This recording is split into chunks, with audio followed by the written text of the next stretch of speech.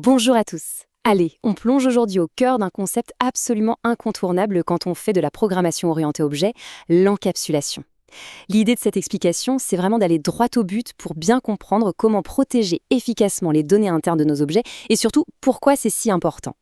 Première partie, le principe de l'encapsulation. Voyons de quoi il s'agit exactement. Concrètement, l'encapsulation, c'est le principe qui permet de protéger ces fameuses données internes. L'idée, c'est d'éviter les modifications, disons, imprévues, et de cacher toute la machinerie complexe qui tourne en coulisses. En gros, au lieu de laisser tout le reste du programme fouiller directement dans les attributs sensibles, l'encapsulation va agir comme un véritable bouclier. Ça permet de contrôler strictement qui fait quoi. Ce qui nous amène à la deuxième partie, les attributs, qu'ils soient publics ou privés. Alors, comment on construit ce bouclier dans notre code? Eh bien, la différence est super importante. D'un côté, on a l'attribut public. Lui, il est accessible en direct, juste en tapant objet.attribut. C'est un peu la porte ouverte à tous les vents. Et de l'autre, on a l'attribut privé. En Python, pour le rendre privé, il suffit d'ajouter deux tirés du bas, ce qu'on appelle un double underscore, juste devant le nom. Ça donne objet.__nom.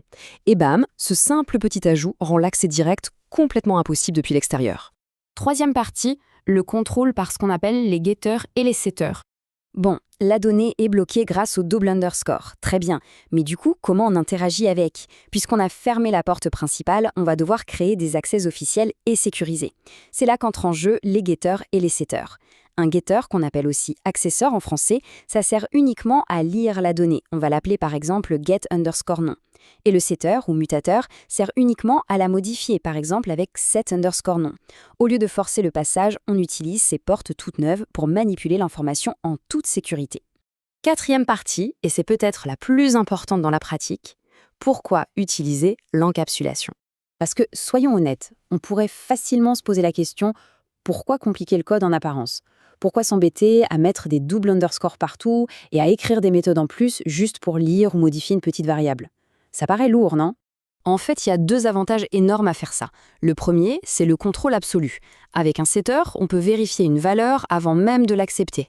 Imaginons qu'on te demande l'âge d'un utilisateur. Le setter va pouvoir faire une petite vérification et bloquer la modification si l'âge est négatif. C'est juste impossible à faire si l'accès est direct et public.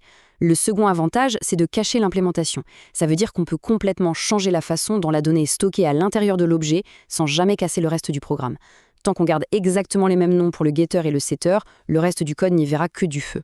Cinquième et dernière partie, l'essentiel à retenir pour consolider tout ça. Allez, petit récapitulatif express des choses à garder en mémoire pour le programme de terminal. 1. L'encapsulation, ça sert à protéger et cacher les données de l'objet. 2. Pour créer un attribut privé, on utilise le fameux double underscore. Et 3. On garde le contrôle total de ces données grâce aux getters pour la lecture et aux setters pour la modification. C'est vraiment l'ossature d'un code fiable et robuste.